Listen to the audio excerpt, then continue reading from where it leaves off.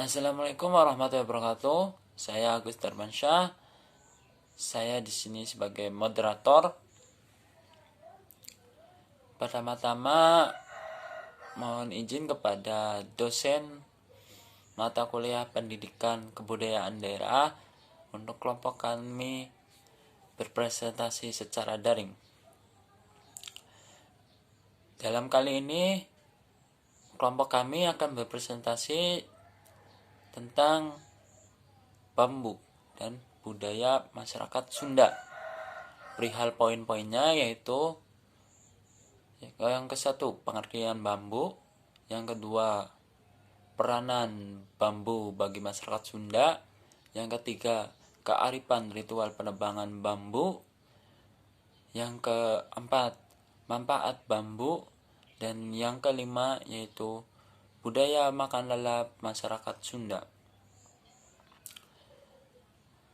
Dalam kali ini kelompok kami yaitu sebagai moderator saya sendiri Agus Darmansyah, Anjun sebagai pemateri 1, Daryanti sebagai pemateri 2 dan 3, Abdul Haris sebagai pemateri 4,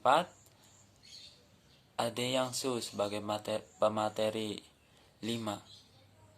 Untuk mempersingkat waktu, langsung saja kita ke materinya. Oke.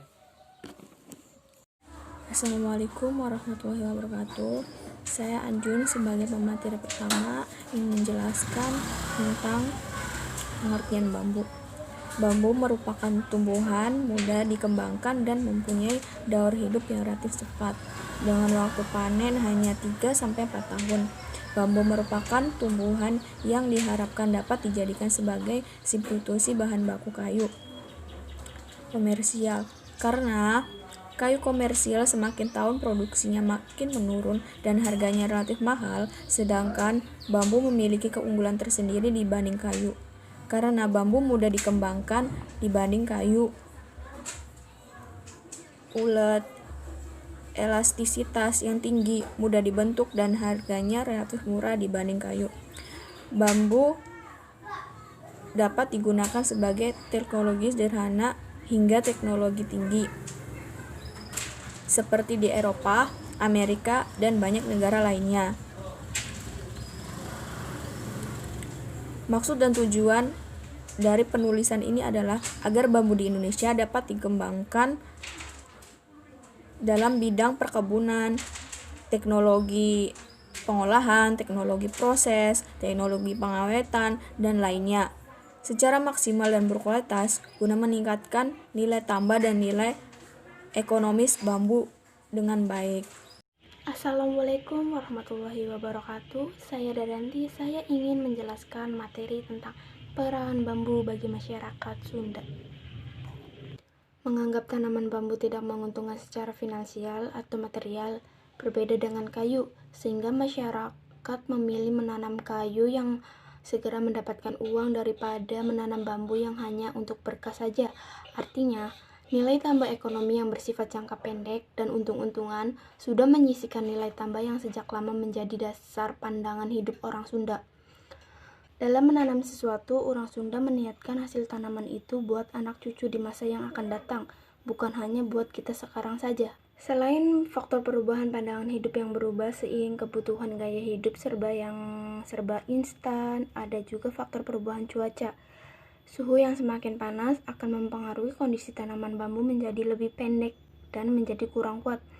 Padahal, tanaman bambu tidak terpisahkan dari kehidupan orang Sunda yang mayoritasnya tinggal di pedesaan dengan profesi bercocok tanam. Memiliki tanaman bambu bagi orang Sunda diibaratkan memiliki cengcelengan, yang maksud dari cengcelengan itu adalah tabungan. Bambu juga dapat dijadikan jaminan kebutuhan sandang pangan sehari-hari. Pada 2-3 dasawarsa lampau sebelum datang plastik merambah segala bidang, bambu adalah andalan setiap orang untuk tali pengikat, mewadai barang, alat-alat rumah tangga, dan lain sebagainya. Kehadiran plastik bukan hanya menyisihkan peran dan fungsi bambu, tapi juga barang-barang lain yang menggambarkan kesederhanaan dan kepraktisan hidup orang Sunda yang akrab dan ramah dengan lingkungan alam. Rumpun-rumpun bambu yang identik dengan kemuraman, kekumuhan, dianggap tidak cocok di tengah lanskap kontemporer yang serba terang benderang, cerah kemilau. Padahal, pohon bambu dengan dapurannya yang rimbun merupakan pengikat tanah dari ancaman emosi. Saya Daryanti, saya ingin menjelaskan materi tentang kearifan ritual penebangan bambu masyarakat Sunda. Nah, biasanya bambu digunakan untuk membuat angklung. Angklung merupakan salah satu jenis instrumen musik yang banyak dikenal oleh masyarakat, baik secara lokal di wilayah Indonesia maupun di mancanegara. Khususnya di Jawa Barat, terdapat 2 kriteria kesenian angklung, yaitu angklung bertangga nada pentatonis dan angklung bertangga nada diatonis. Sebagai kekayaan musik tradisional di wilayah Banten dan Jawa Barat, kesenian angklung yang berkembang pada masyarakat banyak ragamnya, antara lain 1. Angklung Dongdong Lojor di wilayah Kesatuan Banten Kidul. 2. Angklung Badut di wilayah Ciamis. 3. Angklung Bandeng di wilayah Garut. 4. Angklung Reak di wilayah Sumedang dan Bandung. Secara tekstual, maka kajian angklung dapat diamati berdasarkan unsur-unsur dan elemen musikalnya, yaitu sistem tangga nada organologi, teknik pemain, dan aspek kompositoris. Assalamualaikum warahmatullahi wabarakatuh. Baik, langsung saja saya di sini akan memberikan perihal tentang manfaat bambu. Yang pertama, bambu mencegah terjadinya erosi. Bambu dapat ditanami di sekitar wilayah sungai atau pegunungan karena tumbuhan ini sangat efektif memperbaiki hulu dan sempadan sungai. Akarnya yang berjenis rabut dapat menstabilkan tanah dan mencegah erosi. Yang kedua, bambu memperbaiki cadangan air. Hal ini karena ia memiliki kemampuan mengkonversi air. Batangnya yang bersifat kapiler dapat menyimpan dan menghisap air. Walau begitu, tidak semua jenis bambu bisa ditanami di hulu dan di sempadan sungai. Di antaranya yang dapat ditanami di antara 2 kawasan tersebut, yang pertama adalah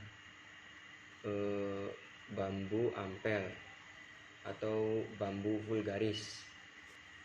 Yang kedua, bambu vulgarispar atau bambu ampel kuning, dan lain sebagainya. Yang ketiga, dapat menghilangkan bau tak sedap. Karena arang bambu sangatlah berpori dan menyerap sejumlah besar bakteri yang menyebabkan bau. Dan yang keempat, bahan dasar produk organik. Saat ini masih banyak produk organik yang memanfaatkan berbahan dasar tanaman. Khususnya yang paling terkenal adalah kain. Produk berbahan ini diminati konsumen karena dikenal ramah lingkungan.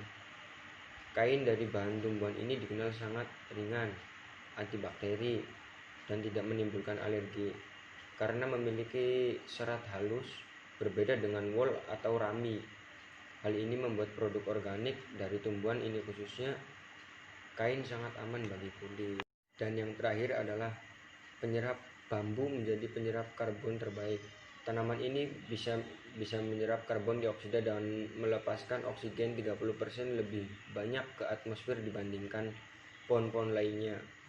Ini membuat tanaman ini sangat baik untuk menyerap gas rumah kaca, juga baik dalam memproduksi oksigen segar bagi manusia di sekitarnya. Assalamualaikum warahmatullahi wabarakatuh. Perkenalkan, nama saya Adi Angsu. Saya akan menjelaskan tentang lalapan bagi masyarakat Sunda. Menurut Unus Kegemaran orang Sunda, lalapan akibat budaya dan kehidupan masyarakat yang menyatu dengan alam. Ini akhirnya membuat orang Sunda punya pengetahuan tentang tumbuhan mana yang bisa dikonsumsi dan mana yang tidak. Kegemaran orang Sunda makan lalap lahir dari adanya kearifan bersahabat dengan alam. Masyarakat Sunda mampu menyatu dengan alam sehingga alam pun mampu bersahabat memberikan banyak manfaat bagi kehidupan. Lalapan sendiri sudah ada pada abad ke-10 dan isinya biasanya sayur-sayuran. Sayur-sayuran tersebut bisa diolah atau direbus atau bisa pula dimakan dengan mentah-mentah. Biasanya lalapan sendiri dimakan sama sambal. Sekian dari saya. Wassalamualaikum warahmatullahi wabarakatuh. Oke, terima kasih yang tadi udah mendengarkan, udah melihat presentasi dari kelompok kami. Kurang dan lebihnya mohon maaf sebesar-besarnya. Saya di sini sebagai moderator akan membacakan kesimpulan dari presentasi kelompok kami. Untuk kesimpulannya yaitu bambu merupakan tumbuhan mudah dikembangkan dan mempunyai daur hidup yang relatif cepat dengan waktu panen hanya 3-4 tahun. Bambu merupakan tumbuhan yang diharapkan dapat dijadikan sebagai substitusi bahan baku kayu komersial, karena kayu komersial semakin tahun produksinya makin menurun dan harganya yang relatif mahal. Bambu juga memiliki keunggulan tersendiri. Menganggap tanaman bambu tidak menguntungkan secara finansial material, masyarakat memiliki tanaman kayu yang selalu mendapatkan uang, sedangkan bambu hanya untuk berkah. Tanaman bambu tidak terpisahkan dari orang Sunda, karena mayoritas di pedesaan orang Sunda berpotensi bercocok tanam. Memiliki tanaman bambu, orang Sunda diibaratkan memiliki celengan, yang artinya tabungan. Kondisi seni angklung Tuk-tuk Lojor di wilayah Kesatuan Adat Banten dan konseptualisasi nilai-nilai kearifan lokal pada seni angklung. Angklung merupakan salah satu jenis instrumen musik yang banyak dikenal oleh masyarakat. Kajian mengenai seni angklung sebagai hasil budaya masyarakat ini sangat menarik. Perhatian, ada beberapa manfaat bambu, yaitu manfaat bambu secara ekologi dan manfaat bambu secara ekonomi. Di berbagai rumah makan akan menyajikan makanan khas seperti lalapan. Lalapan sudah menjadi bagian wajib yang selalu ada. Biasanya rumah makan Sunda identik dengan sambal dan lalapannya. Cara mengonsumsi dimakan mentah atau dikukus. Itu saja yang dapat saya sampaikan kesimpulannya. Kurang dan lebihnya mohon maaf. Bila mana ada kekurangan dari kelompok kami, tolong dimaafkan. Bila